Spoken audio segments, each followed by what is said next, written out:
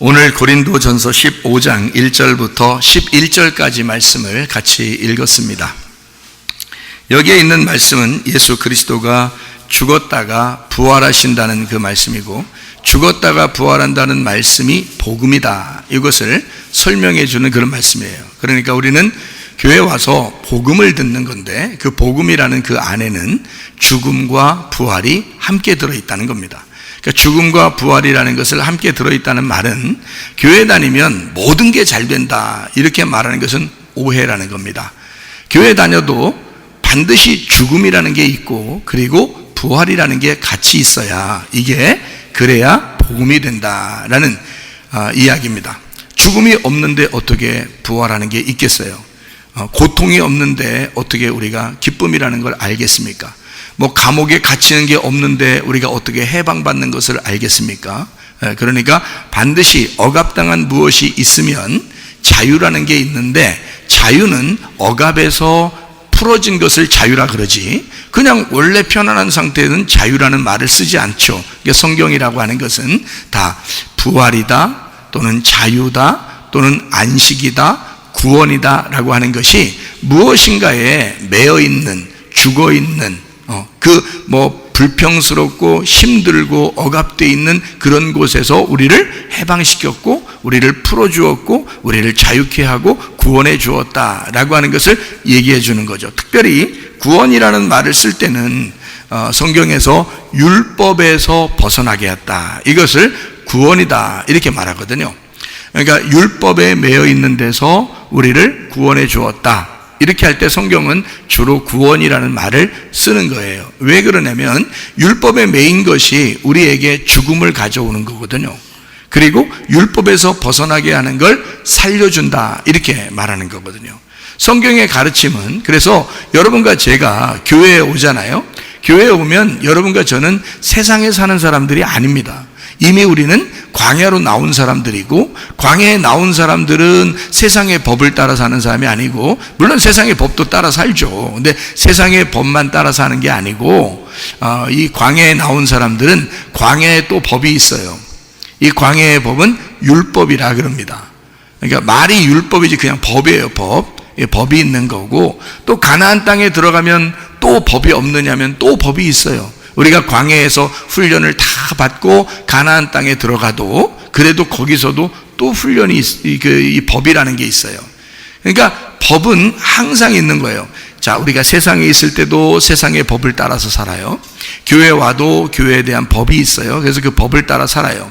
또 우리가 여기서 은혜를 받아도 또 가면 또 법이 있어요. 그래서 그 법을 따라서 살다가 가는 거거든요. 근데 그 법이 이렇게 돼 있어요. 세상의 법은 유전과 전통이라 그래요. 그래서 유전을 따라 살고 전통을 따라 살고 이렇게 살아야 된다라는 그런 양심에 따라 이게 사는 거거든요.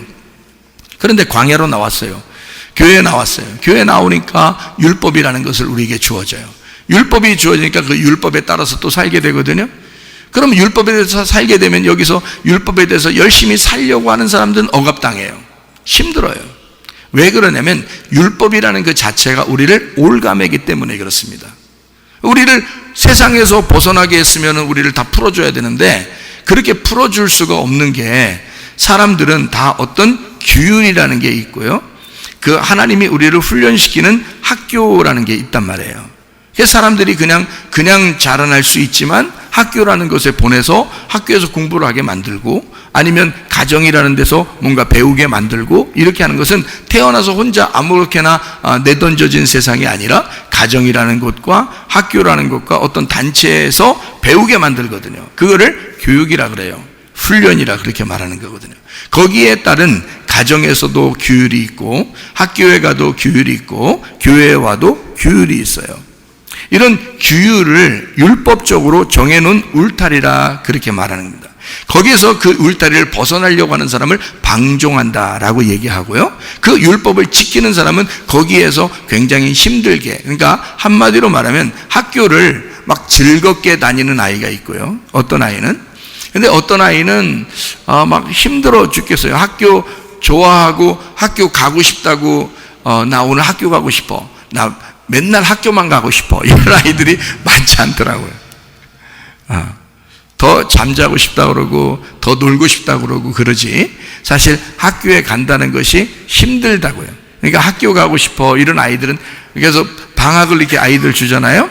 학교에서도 방학을 주고 또는 뭐 며칠 동안 이렇게 쉬는 날이 있고 휴일 날이 있고 그러면 그 다음날 학교 가는 거를 좋아하는 사람들이 많지 않죠. 학생들, 직장 다니는 사람들은요, 오죽하면 월요병이 있겠습니까? 그러니까 토요일, 일요일 날, 그러니까 학생들이 이런 얘기해요. 자기는 토요일이 가장 좋대요. 그리고 금요일 날도 좋대요. 다음 날이 토요일이니까 좋대요. 근데 일요일 날은 그렇게 좋지 않대요. 그래서 얘가 무슨 소리 하는 건가, 교회 나오는 걸 싫다고 하는 건가 그랬더니 그 다음날 학교 가니까 싫다는 거예요. 그러니까 일요일 날이 왜 싫은가 봤더니 그 다음날을 생각하니까 싫다는 거예요. 토요일 날은 왜 좋은가 봤더니 그 다음날 쉬니까 좋다는 거예요. 그러니까 우리는 이제 이렇게 봐야 되죠. 토요일 날 좋다고 일요일 날 싫다고 얘기하는 건 그 다음 날 걸 생각해야 되니까, 토요일 날 좋다고 하는 건 예배 드리는 게 좋다고 하는 얘기구나, 이렇게 알아들어야 되겠죠, 그죠? 그러니까 일요일 날 되면 그 다음 날 학교 가는 게 싫다 이 얘기구나, 이제 이렇게 알아들어야 되겠죠, 그죠? 그래서 우리 성문 기도학교 같은 경우는 월요일 날에는 그래서 오후에 점심 때까지 학교를 나오라 그래요. 왜냐하면 실컷 자고 오라고 하는 거죠. 월요병이 있으니까 사람들이. 근데 학교는 그렇지 않죠. 학교는 꼬박꼬박 그 시간에 또 나와야 되죠. 이것도 하나의 억지로지만 하여튼 다녀요. 근데 억지로라도 자꾸 다니면 뭔가 배우게 돼 있습니다. 그렇죠? 억지로라도 하는데 그게 뭔가 돼 있어. 근데 그 습관이 되거나 공부도 잘하거나 또는 직장에서도 인정받고 이런 사람들은 말이에요. 돈도 많이 받고 직장에서 인정받고 뭐 이런 사람들은 뭔가 마음이 어때요? 막 부담스럽지 않고 좀 이렇게 자유스럽겠죠. 그죠? 직장 가는 것도 좀 자유스러울 것 같고, 학교 가는 것도 공부도 잘하니까 칭찬도 받고 그러니까 이 아이가 막 억지로 학교 가는 게 아니라 뭐 숙제도 뭐 그냥 뚝딱뚝딱 잘하고 뭐 이런 아이들 그냥 쉽게 편안하게 학교도 아마 가게 될 것입니다. 그러니까 너무 억압된 상태에서 가는 아이들도 있고 억지로, 아니면 즐겁게 학교를 가는 아이들도 있다는 얘기예요. 그러니까 그래 놓고 여러분 자녀들한테 그런 얘기 하지 마세요. 너 왜 즐겁게 학교 안 다녀? 이런 얘기 하지 마세요. 그럼 직장도 그러면 즐겁게 다니셔야 돼요, 월요일 날도. 근데 직장 월요일 날 즐겁지 않은데 그냥 그래도 가는 거 아니에요. 그럼 아이들도 똑같다는 거죠. 아이들도 가기 싫은데 그냥 가는 거예요. 그냥 그 규율 때문에 가는 거예요. 그걸 뭐라고 그러냐? 성경적으로 보면 율법이라 이렇게 말하는 것입니다. 그런데 내가 즐겁게 학교를 가고 즐겁게 직장에 가고 즐겁게 교회를 나오면 그것은 율법이 아니라 은혜, 자유한 가운데 나오는 것이다, 이렇게 되는 거죠. 그러니까 성경에 하나님은 우리에게 자유를 주고 싶겠어요? 억지로 율법적으로 하나님 앞에 나오게 하고 싶겠어요? 자유롭게 나오게 하고 싶은 거예요. 그래서 너희가 뭘 드려도 섬기려고 해도 하나님을 억지로나 인색함으로 하면 안 된다. 그거 하나님이 좋아하는 거 아니다. 즐겁게 즐겨서 하는 거를 하나님이 좋아하는 거다, 이렇게 얘기를 하는 거예요. 그건 뭐냐면 자유롭게 하라는 거예요. 안식 안에서 하라는 거예요. 근데 그게 줄어들거나 그런 게 아닙니다.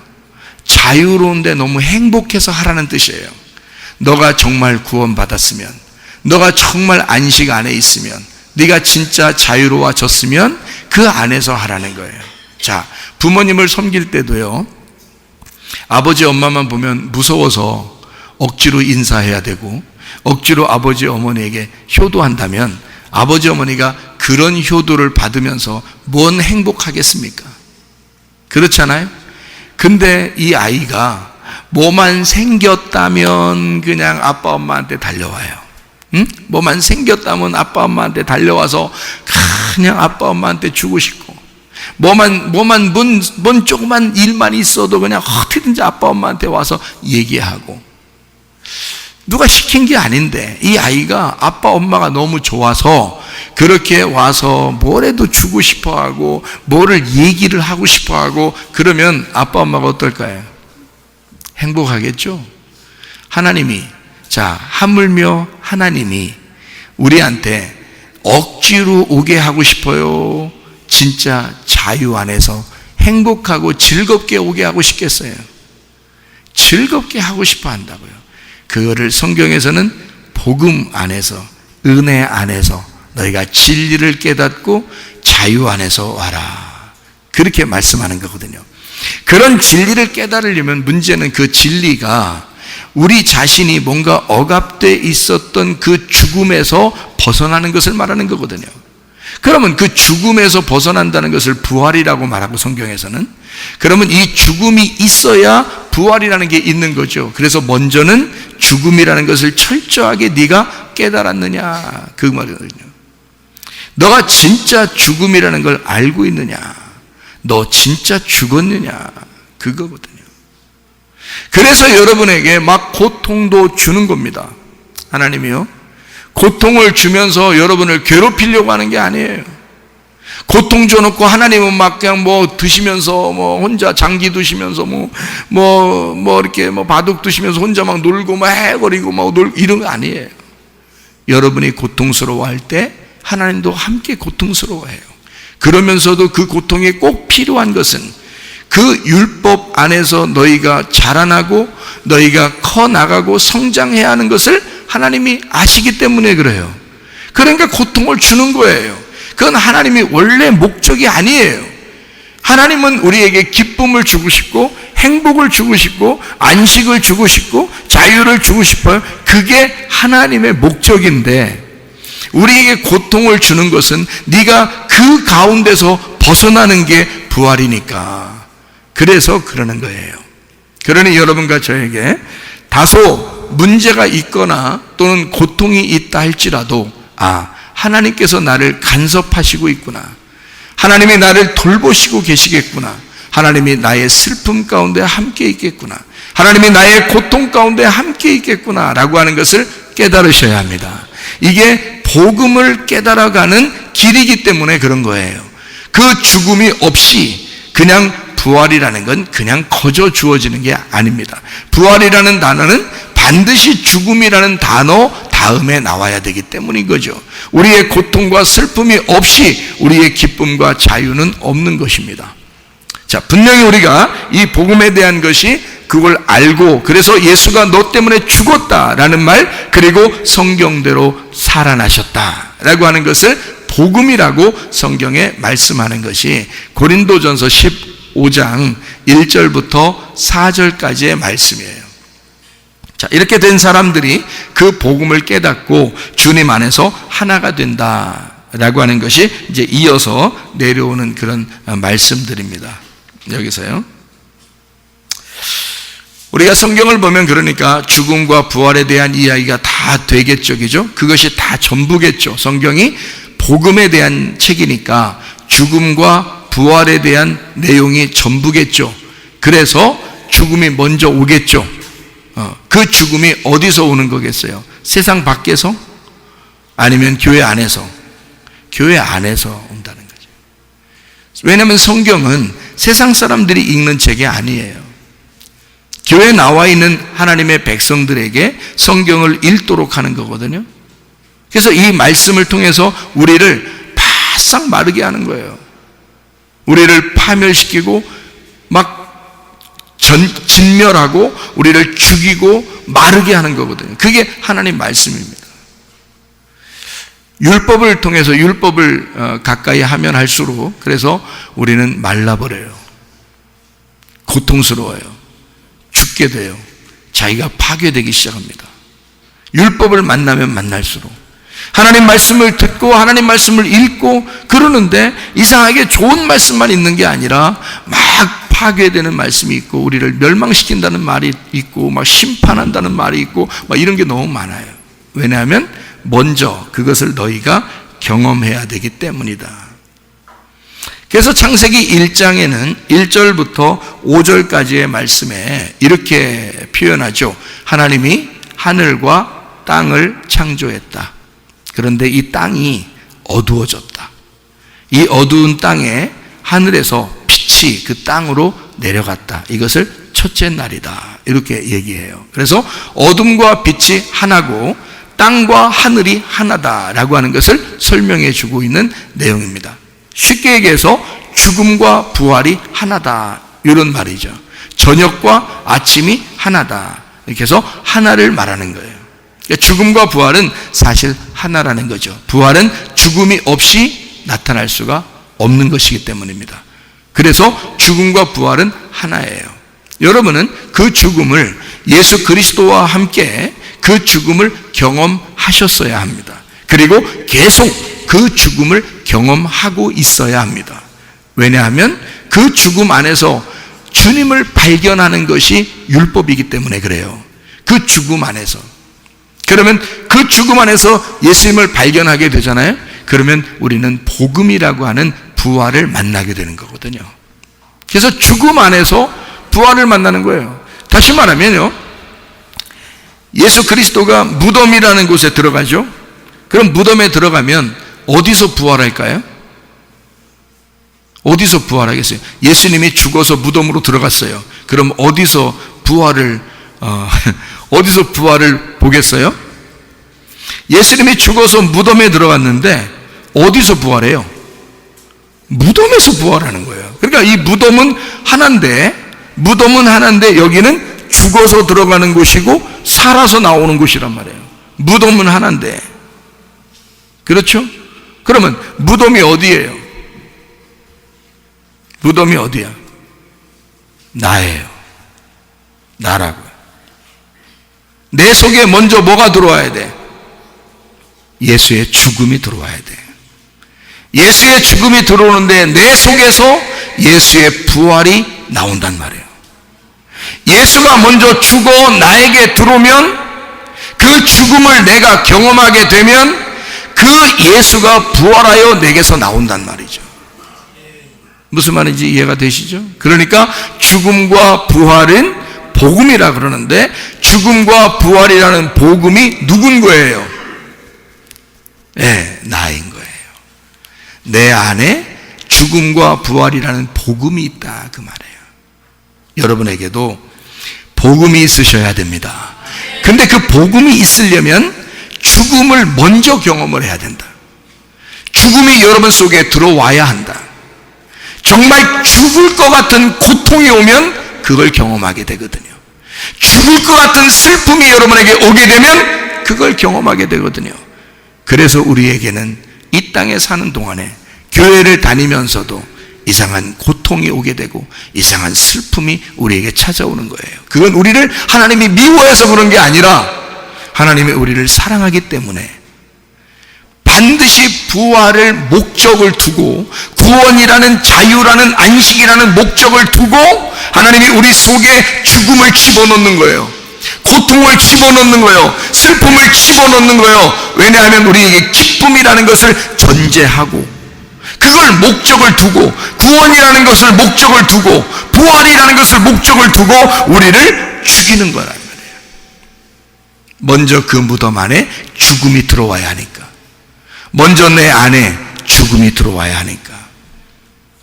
그러니까 복음은 사실 다른 데 있는 게 아니라 내 속에서 이루어지는 거라는 거지. 복음은 하나님의 말씀도 다른 데서 이루어지는 게 아니에요. 복음을 전파하니까, 또 말씀을 증거하니까 뭐 이렇게 증거되는 여기에서 뭐 어디에서 이런 게 아니라, 그 복음이 전파되는 곳은 우리의 속에서 하나님이 우리에게 말씀하시는 것이다. 죽음도 주님이 말씀하시고 부활도 주님이 말씀하시는 거다. 우리의 속에 그 말씀이 들어와야 된다. 그 복음이. 그러니까 복음의 장소는 우리들이다. 우리의 마음이 주님의 무덤이면서 그 무덤은 천국으로 가는 문이 되는 것이다. 그게 우리의 마음이다. 그러니까 지옥과 천국이 우리 마음 안에 있는 거지. 그러니까 어떤 사람은 지옥같이 사는 사람이 있는 거예요. 너 잘못됐어, 지옥같이 사니까. 그런 말이 아니라 그게 죽을 것 같은 거예요. 그게 죽음을 경험하는 거야. 그러면 곧 하나님이 그거로 우리를 멸망시켜 끝내버리는 것이 아니라 우리에게 곧 천국이 주어져. 우리에게 천국 주시려고 그걸 먼저 주신 거야, 여러분에게. 그게 영원하도록 주는 게 아니에요. 이 사실을, 오늘 이 말씀의 사실을 깨닫는다면 반드시 하나님이 나에게 찾아오시겠구나, 반드시 하나님이 나를 부활시키겠구나, 하나님이 반드시 나를 소생케 하겠구나, 반드시 나를 구원하겠구나, 반드시 나를 자유케 하겠구나, 반드시 하나님이 나를 치유하겠구나, 그걸 깨닫게 될 것이다, 그 말입니다. 우리를 그냥 죽음으로 끝장내려고 하는 게 아니에요. 그게 하나님의 목적이 아니야. 하나님 우리를 병들게 해서 그거로 끝장내게 하는 게 아니야. 하나님이 우리를 슬픔 가운데, 고통 가운데 그거로 끝장내고 싶은 하나님이 아니에요. 하나님은 그게 목적이 아니야. 하나님은 우리에게 예수 구원하시는 게 목적이야. 예수, 그 구원하시는 목적은 자기하고 함께 살게 하자. 예수가 임마누엘이야. 하나님이 우리와 함께 거하신다. 하나님이 우리와 함께 동행하신다. 하나님이 우리와 함께 살아가고 계신다. 아버지가 자식을 버리겠어요? 안 버리는 거예요. 여러분 생각할 때 버렸는데? 그런 부모가 여러분에게 있다면, 그런 아버지 엄마가 있다면 그 아버지 엄마의 역할을 잘 못한 거죠. 부모는 그런 게 아니거든요. 부모는 자식을 버릴 수가 없습니다. 그렇죠? 그런데 만약에 아버지의 사랑을 별로 못 받았다, 엄마의 사랑을 별로 못 받았다라고 생각이 들거들랑, 여러분 하나님 아버지께 감사하시기를 바랍니다. 왜 제가 그 말을 하냐면, 여러분 저는요 아버지의 사랑을 많이 못 받았다고 생각했거든요. 아버지의 사랑을 많이 못 받은 사람 중에 하나가 저라고 생각했어요. 어머니는 항상 저 옆에 이렇게 늘 같이 있으셨는데, 근데 아버지는 이렇게 혼자 왜 이렇게 바쁘신지 말이에요. 예? 아버지가 하는 말이, 야 나는 목사야, 응? 나는 너희들의 아버지만 되는 게 아니라 교회 성도들의 아버지도 되는 거기 때문에 너희들한테 시간을 많이 보낼 수가 없어. 그럼 나는 성도들에게 시간을 많이, 그러시더라고요. 나는 목사 되면 다 그래야 되는 건 줄 알았어요. 난 목사 되면 다 그렇게 살아야 되는 게 그게 목사인 줄 알았어요. 그래서 우리 형님도 그렇고 저도 그렇고 그렇게 살아야 되는 게 그게 목사 운명인 줄 알았어요. 그래서 목사 되면 원래 그런가 보다 이렇게 생각했어요. 그래서 아버지는 하루 종일 아침 식사, 새벽 예배 끝나고 집에 잠깐 있다가 아침 식사하면 그냥 나가셔요. 아버지 얼굴 보기가 힘들어. 저녁 늦게 돌아오셔. 어디서 식사를 하셨는지 모르겠지만. 이렇게 다니시면, 신방 다니시면 말이에요. 그냥 식사 대접은 그냥 해주시지 않게 성도들이. 집에 다 있으니까, 옛날에는 집에 다 계셨거든요. 요즘엔요, 저보고 신방 오라는 사람이 없어. 목사님 신방, 이사 간 집이나 한 번씩 오라 그러고요. 이사 간 집이나 한 번씩. 그것도 그냥 예수 안 믿는 사람은 부적 붙이는 거잖아요. 이사 가면 부적 붙이잖아요. 그러니까 목사 와서, 목사 이제 신을 불러서, 그 집에 신을 불러서 붙여달라는 거 아니야. 그래서 이제 예배 드려달라는 거예요. 그러니까 이사가면 한 번씩 부르고요. 결혼하면 이제 또 한 번씩 불러요. 결혼식 한번 불러가지고 또 축복 기도 해달라고 또 한 번씩 이렇게 부르고, 이게 돌아가시면 한 번씩 이렇게 부르고요. 와달라고. 별로 이게 또 많이 아프면 또 한 번씩 이렇게 와서 기도 한번 해달라고 그러고요. 이게 말고는 평상시 보통 사람들은요, 찾아가도 없고, 집에 있는데 안 열어주고 그런 건 아닌 것 같고, 다 일 나가고, 그래서 서로 볼 수가 없어요. 요즘에는 이게 좋은 세상이 아니야, 여러분. 옛날이 훨씬 좋은 세상이에요. 옛날 목사님들 신방 다니면요, 아이고 서로 식사 대접하려고 서로 어디서 식사하고 오셨어요? 여기서 또 드시고 가야 돼요 하면서 또 밥을 내놓고, 그래서 또 조금 먹으면 안 된다고 밥을, 그래서 힘들게 한 그릇 다 아버님이 이제 제가 이제 신방 한번 따라가니까 그러더라고요. 다 드셨어요, 분명히. 근데 밥을 이렇게 아이고 이만큼만 드시고 가면 어떡하냐고 또 한 주고 확 퍼주니까 이게 또 한 그릇이야.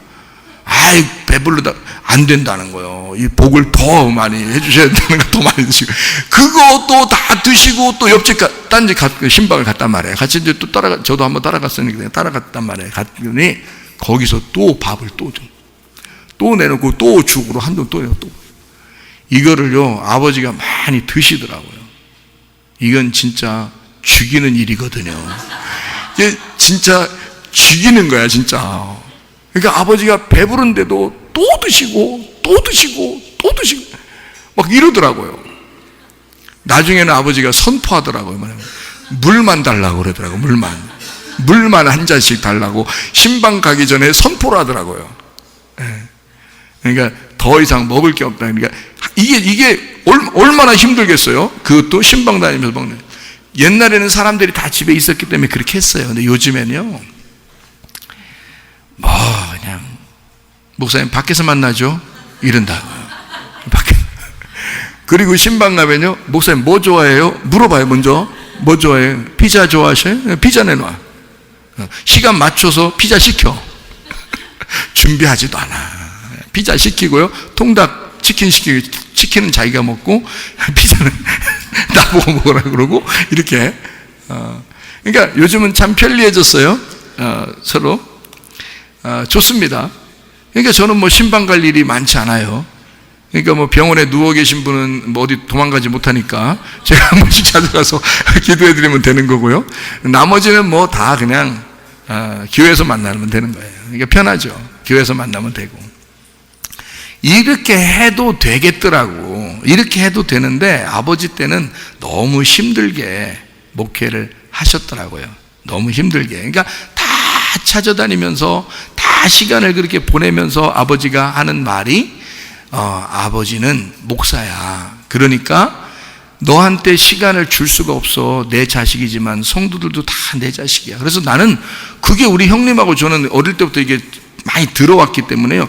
당연히 목사는 집에 없는 건 줄 알았어요. 집에 당연히 목사는 집에 없고 밖에 나가서 사는 거고 나가서 이렇게 주로 성도들하고 같이 지내는 거고 집에서는 지내면 안 된다. 목사는 그래야 된다라고 인식을 하고서 사는 게 우리 가족입니다. 그러니까 난 뭐 목사 하려고 그러니까 각오하고 내가 하는 거죠. 가족들을 별로 신경 안 써. 그다음에 성도들 먼저 신경 써야 돼. 뭐 이런 거를 굉장히 인식을 많이 가지고 있는 사람이거든요. 그렇게 나도 모르게. 그러니까 당연히 여러분 생각해 봐요. 아버지가 애틋하게 아우 아들아 뭐 사무엘아 이름 얼마 부르기 좋아. 에? 아버지가 말이요 사무엘아 이러면서 말이요 에? 막 나를 갖다가 콕 안아주시고 뭐 이랬으면 얼마나 좋았겠어. 그러면 아빠 이런 말도 한 번씩 부르고 이랬을 거 아니야. 옛날에 어릴 때부터 아빠나 부르기를 하겠어. 아빠 그럼 막 소름 돋아 막 소름. 왜냐면 막 간질간질하고 막 이러는. 옛날에는 아빠 이렇게 안 하니까 그 서울에서 온 애들만 아빠 이렇게 하는 거지. 다 그렇죠 여기 지금 다 그렇잖아. 아빠 해본 사람 있어 여기? 없어. 그때 시골은요 아빠 그러면 제가 뭐야? 어디 외계인 같이 봤어요. 우리들은 외계인 같이 봤어. 아빠 하는 애들이 있더라고. 근데 걔들 보면 뒷조사라니까 다 서울에서 왔더라고. 서울에서 온 애들은 아빠 이렇게 막 하더라고요. 그 내가 막 얼마나 아빠라는 말을 부럽든지 말아요. 어릴 마음에 아빠라고 불러보고 싶은 거예요. 그래서 아빠 하는데 이게 안 나와. 이게 아빠 하는데 안 나와. 그래서 이게 아빠 하는데 이게 엉뚱하게 이게 아빠 이렇게 나왔어요. 나왔단 말이야. 아버지 지나가는데 아빠 하는데 이게 한번 해보고 싶어서 아빠 하는데 이게 아버지가 딱 쳐다보더라고요. 저를요. 아버지 바로 나와. 그냥 속으로는 아빠 하고 싶어가지고 아빠 하는데 아버지는 날 쳐다보니까 아버지 왜? 아니 그냥 공부해. 나가셔. 이렇게 살으니 이 어린 마음에 내가 얼마나 상처가 있겠냐고. 아버지가 내가 아버지라면 말이에요. 사무엘아 이러면서 안아주기도 하고 막 사랑하고. 우리 교회 우리 조카들 아빠 있잖아요. 이제 막 볼 비벼가면서 막 수염 막 따갑다고 막 따갑다고 아빠 따고 싫어 막 이러면서 이렇게 하는 애들도 있는데 말이에요. 그 얼마나 보기 좋아요. 근데 나는 그렇게 못 해봤다고요. 그런 내 마음속에 어린 마음에 상처가 있고, 그리고 그러다가 아버지가 내가 대학교 들어가서 바로 돌아가셨단 말이에요. 그러니까 아버지 사랑을 깊이 깨닫지 못한 거죠. 내 마음속에는 아버지는 나를 사랑했겠죠. 근데 그 표현이, 아버지는 그 표현하는 시간이 없었던 거예요, 저한테. 그죠? 그러면 나도 아버지의 사랑을 표현받지를 못했어요, 많이. 제가. 그러니 아버지의 사랑에 대해서 어떤가를 잘 모른단 말이에요. 근데 어느 날 바로 순간적으로 어느 날 느닷없이 갑자기 우리 하나님 아버지가 나에게 나타나신 거예요. 그리고 아버지가 내가 너의 아버지다. 내가 너의 아버지다. 그때 내 눈물이 확 쏟아지면서 말해요. 나는 아버지한테 그렇게 사랑받지 못했다고 생각을 했는데 아버지가 나의 하나님이라면, 그래서 나를 2배, 3배로 사랑해 주신다면 그러면 되겠지. 그러면 되겠구나. 이게 마음에 확 오는데 너무 따뜻한 거예요. 아버지의 사랑이 너무 따뜻한 거예요. 그래서 내가 하나님 앞에 기도할 때 뭐라고 기도하냐면, 하나님, 아버지 하나님, 알잖아요? 내가 우리 아버지가 얼마나 바쁘게 지내신가 알잖아요? 아버지가 너무 바쁘게 지내고 너무 힘들게 그렇게 지내다가 목회 생활 하시다가 돌아가셨잖아요, 아버지께, 하나님께. 그래서 나는 피해자 중에 하나예요. 아버지 사랑이 뭔지 자세히 모르고 자라난 사람 중에 하나입니다. 그러니 아버지가 나의 아버지 하나님이시니 나는 감사합니다. 내가 바라는 거, 내가 소원하는 거, 내가 하나님 아버지 생각만 해도 내게 자세하게 나에게 응답해 주십시오. 아버지 하나님이 나하고 함께 하시는 걸 내가 알게 해 주십시오. 내가 기도하는 거, 내가 생각만 하는 것도, 생각만 해도 우리 아버지 하나님이 내게 가까이 계시고 응답해 주세요. 나는 그렇게 기도합니다. 그래서 내가 하나님 아버지에게 뭐라고 기도한 줄 알아요? 내 육신의 아버지보다, 내가 보이는 아버지보다 나에게 더 자세한 아버지, 내 육신의 아버지의 사랑보다 더 나를 사랑하시는 아버지 하나님, 그 아버지 하나님, 내가 이렇게 간구합니다. 내가 이렇게 생각하고 있습니다. 아버지 하나님, 나를 그렇게 사랑해 주십시오. 나의 기도를 응답해 주십시오. 나는 진짜 아버지의 사랑을 받았기 때문에요. 그래서 이게 싹 사라진 거예요. 제가 어느 날 한번 꿈을 꿨다 그랬죠. 꿈을 꿨는데 막 비가 내리는 거예요. 비가 옥수같이 내리더라고요. 비가 진짜 옥수같이 내리는 밤, 막 슬프고 고통스럽고 외롭고 쓸쓸한 아주 그 칠흑 같은 밤에 비가 옥수같이 내리더라고요, 그 꿈에. 근데 갑자기 내 아들이 앞에 있는 거예요. 근데 아들이 앞에 있는데 아주 애기죠, 꼬마 애기. 근데 그 애기를 내가 그 비 속에 안은 거예요. 이렇게 뉘어서 이렇게 안았어요.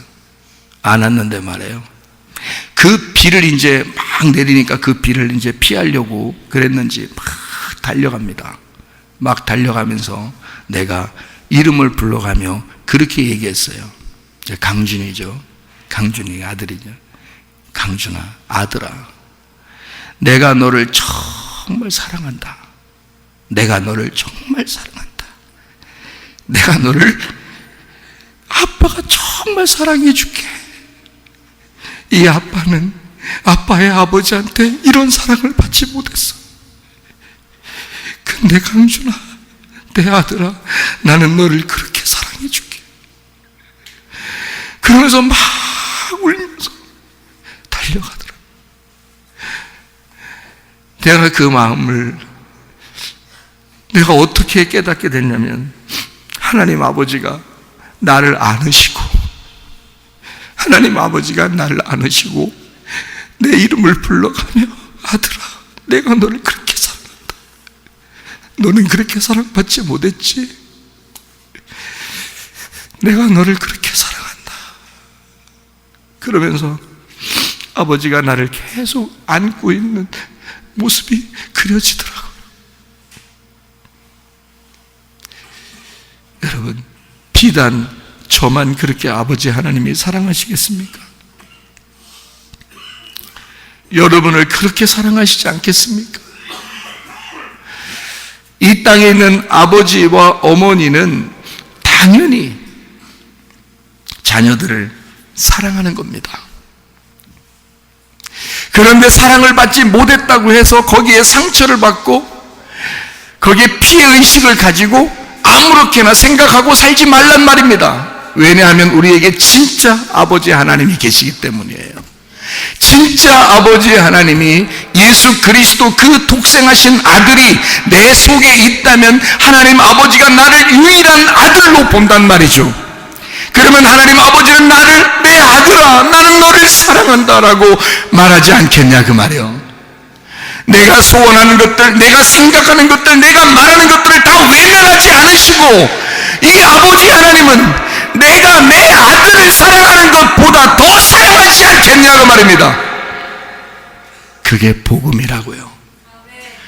고통 속에서 진흙 가운데 찾아낸 보화처럼 슬픔 가운데 기쁨이 오게 돼 있고 죽음 가운데 부활이 오게 돼 있다. 진정한 복음이라는 것은 부활 하나만을 얘기하는 것이 아니다. 진정한 복음은 죽음과 부활을 함께 경험하셔야 된다. 나도 죽음을 경험한 거예요. 고통 속에 그 슬픔 가운데 그 진흙 속에 감춰진 진주처럼 말입니다. 그 예수를 나의 고통 가운데 발견했어요. 나의 슬픔 가운데 주님을 발견했어요. 나의 그 괴로움, 나의 그 죽음, 그 가운데 우리 주님을 발견했다고요, 여러분. 하나님은 여러분을 정말로 사랑하십니다. 애굽에 있는 나에게 아무 법도 모르고 법도 없었던 세상의 유전과 전통에 그냥 살아 노예의 근성으로 그냥 노예처럼 살던 우리들에게, 바로의 통치 아래 그냥 살고 있었던, 사단의 통치 아래 살고 있었던 우리들에게 우리를 광야라는 교회로 데리고 나왔습니다. 광야로 데리고 나오면 우리 하나님 아버지가 책임지겠다고 하는 거거든요. 교회에 데리고 나왔다는 얘기는 하나님 아버지가 책임지겠다는 얘기거든요. 광야로 데리고 나오면요, 그냥 지나치는 것이 아닙니다. 거기서는 매일마다 만나가 내려지는 곳입니다. 광야로 나오면요, 거기서 그냥 완전히 된 것이 아닙니다. 거기는 훈련의 장소예요. 애굽에서 이스라엘 백성들을 데리고 나올 때 하나님은 뭐를 데리고 나왔다고 그러냐면 하나님의 백성들을 데리고 나왔다고 하지 않고 여호와의 군대가 나왔다라고 얘기합니다. 군대가 나왔다는 얘기는 뭐를 얘기하는 걸까요? 전쟁을 시키겠다는 겁니다. 전쟁을 시키겠다. 근데 광야에 나와서 큰 전쟁이 있었나요? 별로 없습니다. 그런데 그 자체가, 광야에서 살아가는 그 자체가 전쟁인 겁니다. 그럼 어떤 전쟁인가? 광야에 나왔더니 시내산에 있어요. 시내산이 있고 거기서 하나님 아버지의 율법을 모세에게 전달해서 이스라엘 백성들에게 율법이라는 십계명을 줍니다. 그 십계명을, 율법이라는 십계명을 주었어요. 여러분 생각해봐요. 광야라고 하는 그 율법의 십계명, 이게 주님이 위에서 내려오는 만나와 같은 것입니다. 만나와 같은 거. 이런 만나와 같은 그런 십계명을 우리에게 주셨어요. 이스라엘 백성들에게 주었다고요. 근데도 광야에서 그 사람들은 실패했단 말이죠. 광야는 어찌 보면 애굽에 있는 노예 근성에서 나온 이스라엘 백성들의 때를 벗겨주는 육신적인 전쟁을 의미합니다. 그래서 만나도 실제로 먹는 것으로 나온 거예요. 그 광야에서 돌을 갖다가 떡을 만들어 먹어라라고 사탄이, 마귀가 예수님에게 유혹을 하죠. 그때 예수님은 광야에서 성공하십니다. 사람이 떡으로만 사는 게 아니야, 아버지 하나님의 입에서 나오는 그 말씀으로 사는 거라고 얘기합니다. 그 말은 이 땅에서 너희에게 주어진, 조상들이 먹고도 죽었던 그 만나, 그 떡으로, 빵으로 사는 것이 아니라 하나님의 입에서 나오는 말씀, 그 떡은, 그 빵은 땅에서 우리에게 직접 먹도록 하는 이것은 사실 영적인 하나님의 말씀을 이야기하는 것이기 때문에 진짜로는 영적 전쟁에 영적인 그 말씀으로 사는 거야 라고 예수님은 광야에서 가나안 땅에 들어가 있는 사람처럼 승리를 해버렸다는 거죠. 그래서 광야에서 3번의 시험을 승리한 거예요, 예수님이요. 근데 이스라엘 백성들은요, 광야에 갖다 놨더니 거기서 실패하는 겁니다. 이스라엘 백성들은 육적인 전쟁이죠. 왜냐하면 육신이 가득 차 있는 사람들이 애굽에서 나왔어요. 근데 아직도 육신의 때가 있는 거야. 그래서 그 아말렉 전투가 광야에 있는 겁니다. 육신인 거죠, 아말렉 전투. 그래서 하나님은 그 광야에서 전쟁하게 될 때에 뭐라고 그러냐면 아말렉 전투에서 승리하게 되고, 거기서 하나님은 여호와 니시라고 하면서 하나님은 승리다, 여호와가 승리하셨다 해놓고 해석을 뭐라고 달았냐면, 하나님이, 여호와가 대대로 너희들과 싸워서 승리해 줄 것이다. 근데 아말렉하고 싸워서 승리하게 될 것이다 라고 이야기했습니다. 대대로 아말렉과 전쟁하여 승리하게 될 것이다. 여호와 니시라고 한 게 그 전쟁이 어디예요? 광야입니다. 다시 말하면 우리의 육신과의 전쟁이에요. 그러니까 율법이라는 십계명을 광야에서 주시고, 시내산 율법이라 그러죠. 광야에서 주시고 그것을 우리에게 만나처럼 먹으라는 겁니다. 근데 그 십계명을 여러분 잘 알듯이 하나님을 잘 섬겨라는 말도 있지만 이웃을 잘 사랑하라 그런 말도 있죠. 그러면 이웃을 잘 사랑하는 말 중에서 어떤 말이 있어요? 살인하지 마라, 도둑질하지 마라, 간음하지 마라, 뭐 이런 말들이 있죠. 그죠? 그러면 여러분 보세요. 이것을 지킬 수 있겠어요? 못 지키겠어요? 지켜요. 광야에서 이걸 지킬 수 있다고요. 이것을 지켜서 나 지켰어 하는 사람들이 있었어요. 누구예요? 예수님 시대 때도 나 이거 십계명 다 지키는데 나 지켰어 하는 사람들이 있어요. 바리새인들입니다. 근데 예수님은 또 다른 계명을 주십니다. 예수님이 주시는 계명들은 이것과 조금 달라. 광야에서 주는 육신의 이런 계명하고 좀 다른 계명을 주셔요. 이것은 겉으로 보이는 게 아니고 보이지 않는 너희 마음에서 일어나는 일들이다 라고 말씀하는 겁니다. 그러니까 보이는 거는 십계명, 율법, 광야에서 주어진 말씀이고요. 보이는 거는, 그러니까 이 세상의 떡, 이 세상의 돌로 떡을 만드는 그 말씀의 그 떡을 겉으로 보여지게 그 빵을 얘기하는, 진짜 먹는 걸 얘기하는 거고요. 보이지 않는 계명이 있다는 거예요. 그게 뭐냐면 예수님이 너 미워하면 살인하는 거야. 미워하면. 그러니까 미워하지 마 이래요. 사랑해야 돼, 미워하지 마 이런 말 하고요. 그리고 너 음욕을 품잖아. 그 마음속에 그런 마음 조금만 가지면 너 간음한 거야. 너 욕심 좀 있어 없어? 여러분 욕심 있어 없어? 있어. 도둑놈이야 너. 이게 누가 주신 계명이에요? 예수님이 주시는 계명이야. 어디에 있는 계명이에요? 광야에 있는 거예요? 가나안 땅에 있는 거예요? 가나안 땅에 있는 거야. 가나안 땅은 그러니까 육신의 전쟁이 아니라 영적 전쟁인 거지. 너희들 마음하고 싸워야 되니까. 너희의 그 미워하는 마음하고 싸워야 하니까, 너희들이 욕심내는 그 마음하고 싸워야 하니까, 너희들이 음욕을 품는 그 마음하고 싸워야 하니까, 이건 영적 전쟁이죠. 보이는 게 아니란 말이에요. 이거는 바리새인들도 못 지키는 거죠. 바리새인들도 못 지켜. 그러니까 예수님의 계명 안에서는 한마디로 말하면 아무도 지킬 수가 없다 하는 얘기입니다. 계명은 아무도 지킬 수 없다. 근데 그거를 광야의 계명, 그 율법 10계명은 사람들이 지켜냈단 말입니다. 그랬더니 예수님이 와가지고 계명이라고 하는 것은 아무도 지킬 수 없는 게 계명인 거야. 그게 율법인 거야. 내가 말하는 율법을 잘 들어봐. 미워하면 살인한 거야. 음욕을 품으면 간음한 거야. 욕심을 내면 이미 너는 도둑질한 거야. 자, 내 앞에서 죄 없는 놈이 있으면 돌을 들어 쳐봐라. 내 앞에서 죄 없는 놈이 있으면 나와봐라. 주님이 그러는 거죠. 무슨 말인지 아시겠습니까? 다시 말하면 예수님께서 이런 영적 전쟁을 주시는 이유가 뭐겠어요? 이런 영적 전쟁은 신의 산에 있는 게 아니라 예루살렘에 있는 것입니다. 여러분과 제가 하나님의 말씀을 듣고 주님을 주인으로 고백하는 자들에게 있는 영적 전쟁이라고요. 날마다 우리에게는 영적 전쟁이 있다고요. 그래서 그럼 이런 영적 전쟁에서 승리를 우리가 어떻게 해요? 여호수아를 의지해야죠. 예수를 의지해야죠. 우리의 속에 있는 아말렉과 전쟁에 승리하시는 예수를 의지해야죠. 우리가 승리할 수가 없는 겁니다. 영적 전쟁이니까. 이것이 예수님의 계명이고, 예수님은 너희 조상들은 광야에서 만나를 먹고도 죽었다. 그러나 너희들은 내 살과 피를 먹어야 한다.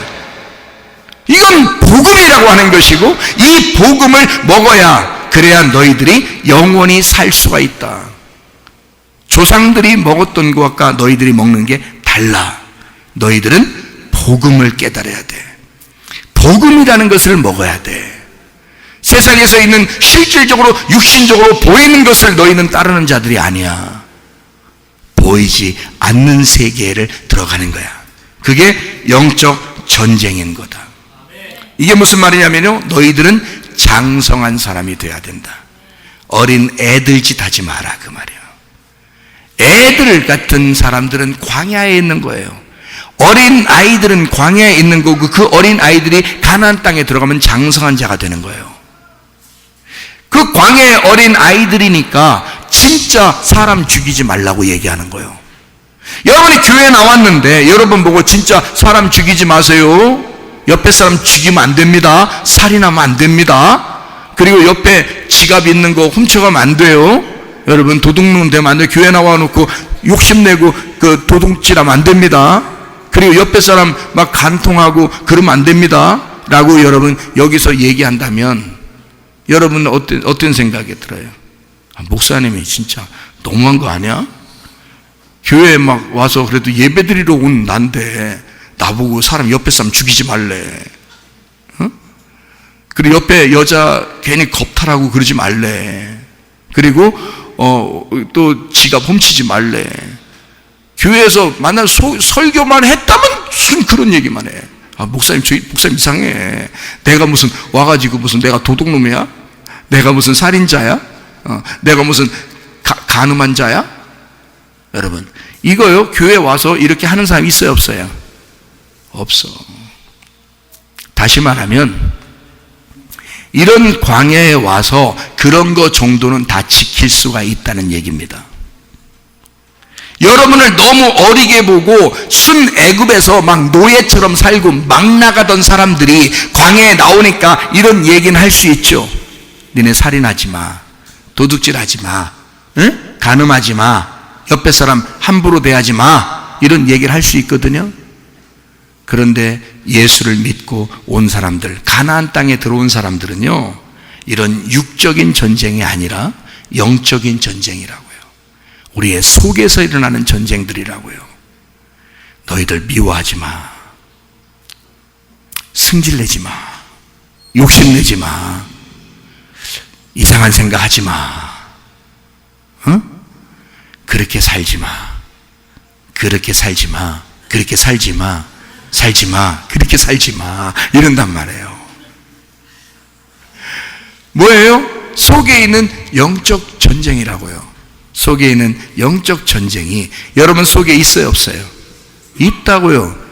욕심 있다고요. 이상한 생각 가끔 들려고 한다고요. 들진 않는데 들려고 한다고요. 미워하는 마음 들려고도 해봤다고요. 그렇게만 해도 이미 영적 전쟁에 돌입한 거란 말이죠. 영적 전쟁에 돌입했으니까 그 어둠이 내 속에 깔리기 시작하니까 막 승질이 막 나기 시작하니까 어때? 어둠이 깔리기 시작하는 거죠. 악한 영이 막 들어오기 시작하는 거죠. 그래 우리에게 선한 영이 들어와야 되겠죠. 생기가 들어와야 되겠죠. 생명이 들어와야 되겠죠. 하나님의 성령이 임해야 되겠죠. 말씀이 들어와야 되겠죠. 하늘의 사랑이 들어와야 되겠죠. 그러니까 빛의 갑옷을 입으라는 거예요. 전신갑주 입으라는 거예요. 왜? 전쟁해야 되니까. 누구하고? 너하고 전쟁해야 되니까. 네 속에 있는 너하고 전쟁해야 하니까. 그게 영적 전쟁이라고 하는 거죠. 무슨 말인지 알겠지만 그 영적 전쟁을 완전히 너라고 하는 육신을 이기신 분이 있어. 그 육신을 십자가에 매달아 버리신 분이 계셔. 그게 누구예요? 예수 그리스도셔. 우리의 힘으로 되는 게 아니야. 예수 그리스도가 우리에게 너의 힘으로 살 수 없어. 너의 은혜로 살 수, 너는 은혜로만 살 수 있어. 하나님의 은혜로만 살 수 있어. 너의 사랑이 아니야. 하나님의 사랑이야. 하나님의 은혜야. 하나님의 선물이야. 네가 잘나서 그럴 수 있는 게 아니야. 네가 살아갈 수 있는 능력이 있어서 그런 게 아니야. 하나님이 너와 함께 하셔야 돼. 하나님의 사랑이 너에게 와야 돼. 너를 구원하는 목적이 내가 너와 함께 있으려고 하는 거야. 그래서 십자가로 다 모든 것을 끝내시고 예수가 부활하셨단 말입니다. 그 부활하신 예수가 우리의 복음이 되시고 우리에게 안식이 되시고 우리에게 사랑이 되시고 우리에게 믿음이 되시고 우리에게 진리가 되시고 우리에게 자유가 되셔서 율법의 마침이 되셨다고요. 율법을 완성하셨다고요. 그래서 우리에게 더 이상 법이 없는 거예요. 사랑의 법 외에는 아무것도 없는 거예요. 그래서 사랑의 빚진 자로만 살아가는 거예요. 그러니 그 사랑 생각만 해도, 아버지의 그 사랑 생각만 해도, 죽음을 경험한 사람은요 부활이라는 걸 생각만 해도 가슴이 뛰는 거라고요. 아버지의 사랑을 생각만 해도 그게 가슴이 뛰는 행동이라. 왜? 너무 좋으니까. 그거 아니면 죽는 거니까. 이 땅에서 하나님 아버지의 사랑을 좋아요. 아버지 사랑 못 받은 사람들도 하나님 아버지의 사랑을 받으시면 됩니다. 아버지의 사랑이 훨씬 더 따뜻합니다. 제가 그러죠. 하나님 아버지, 어느 날 내가 하늘나라에 가서 하나님 아버지를 만나 뵙고 또 내 육신의 아버지도 내가 거기서 만날 것입니다. 그러나 나는 이제 우리 아버지의 마음도 알았고 육신의 아버지의 마음도 알았습니다.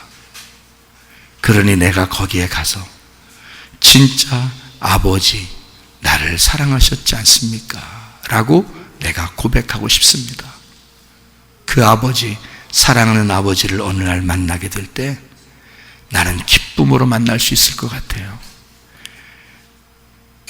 사실 우리 아버지보다 더 아버지 같으신 하나님 아버지를 내게 주셨잖아요.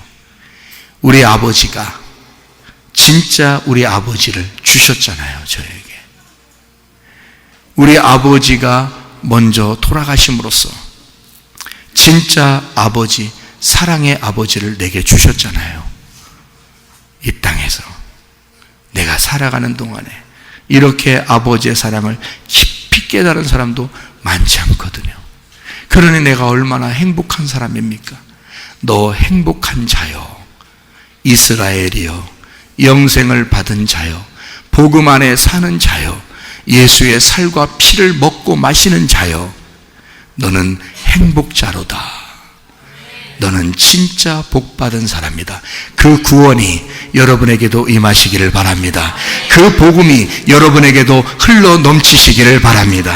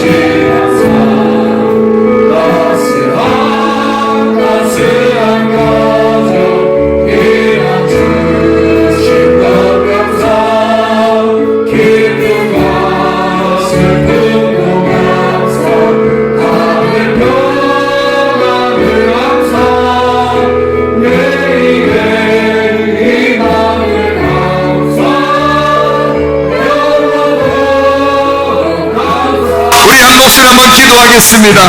하나님의 사랑을 받은 우리들이 이제 진짜 자녀들을 사랑해 주시기를 바랍니다. 진짜 하나님의 사랑을 받은 사람들이요, 여러분 하늘을 진짜 사랑하시기를 바랍니다. 여러분 진짜 하나님의 사랑을 받은 자들이요, 남편을 진짜 사랑하고 존경하기를 바랍니다. 여러분 진짜 하나님의 사랑을 받은 자들이요, 부모님께 효도하고 사랑하시기를 바랍니다.